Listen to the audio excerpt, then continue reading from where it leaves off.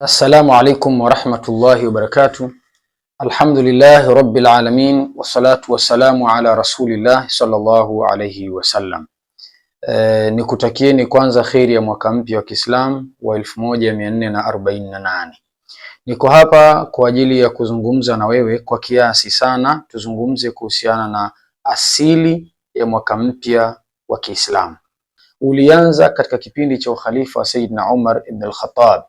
Wakati wa khalifa wa Sayyidina Umar ibn al-Khattab, barua nyingi, kwa sababu kumbuka tayari kulikuwa kuna dola ya Kiislamu.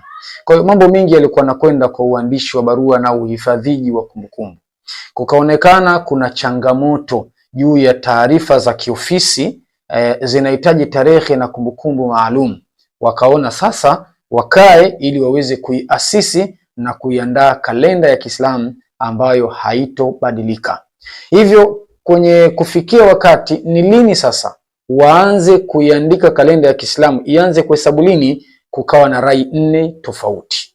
Rai ya kwanza ilikuwa waanze na dauri ya kwanza ya Bwana Mtume sallallahu alayhi wasallam, ina maana mwaka aliozaliwa Bwana Mtume, kuwa kalenda ya Kiislamu ianzie tarehe, mwezi na mwaka aliozaliwa Bwana Mtume Muhammad sallallahu alayhi wasallam.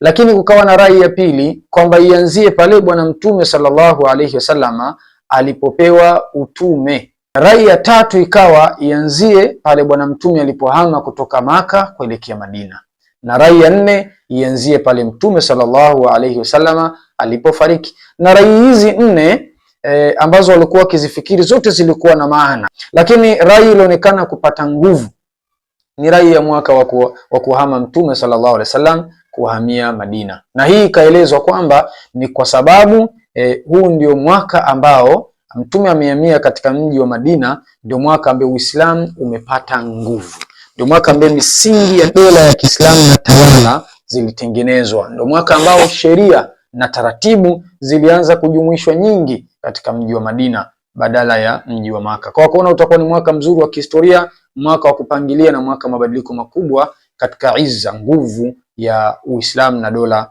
ya Uislamu. Sasa kwa ufupi zaidi ni kwamba mwaka huu umeitwa Hijria kwa sababu ni mwaka ambao umeanza kuasisiwa pale ambapo Mtume alifanya hijra kutoka Maka kuelekea Madina. Naomba tuzingatie mambo matatu muhimu sana. Mambo haya matatu muhimu sana ya kuzingatia. Jambo la kwanza ni kabla ya Bwana Mtume sallallahu alaihi wasallam kuhama, wakati sababu za kufanya maandalizi ya kuhama kuelekea Madina.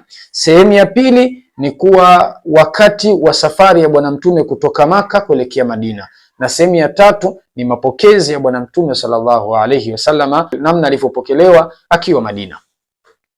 Tunaposema mwaka wa Kiislamu ndio kuna mambo haya matatu lazima tujifunze. Jambo la kwanza, Hijria ni tukio ambalo lilitokea baada ya Uislamu, baada ya mambo mawili. Jambo la kwanza, baada ya Uislamu kupata madhila makubwa kutoka kwa Makuraish, lakini jambo la pili ni baada ya kuwa kuna mwitikio mkubwa wa mji wa Madina na wakazi wa Madina wanamtaka sana Bwana Mtume sallallahu alayhi wasallam.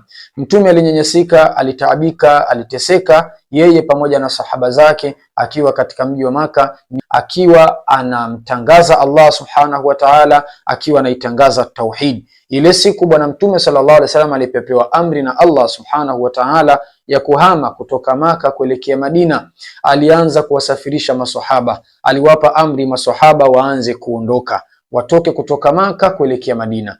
Wako baadhi ambao wengi katika maswahaba walihama khufyatan, kwa siri, wakawa wanaondoka kwa siri, lakini wako maswahaba ambao wao hawakuhama kwa siri, kama Saidina Umar ibn al-Khattab. Yeye alitembea kabisa hadharani akawaambia watu, mimi ninaondoka naelekea Madina, yule ambaye anataka mke wake awe mjane na watoto wake wa mayatima basi anisogelee mimi. Basi watu wakamwacha huyu bwana, akahama mchana kweupe kabisa safari ya kuelekea Madina.